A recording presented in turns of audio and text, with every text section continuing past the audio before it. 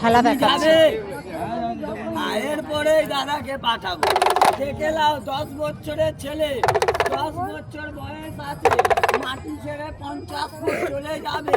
তারপরে টায়ার মন্ত্র দিব, জ্যান্ত সাফ হয়ে যাবে।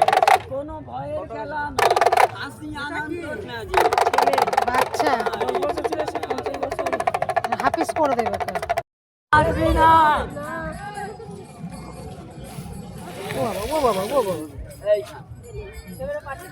একটা ছেলেকে ওরকম বেঁধে রেখেছে।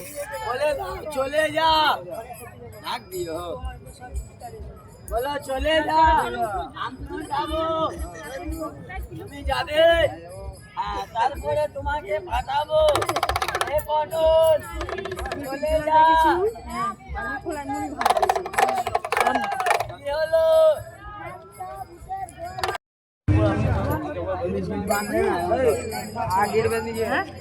তুলে ধরো, মাথা ঢুকাতে বললে বলে দাও জোরে, ফুট খাওয়া দাওয়া করো নি।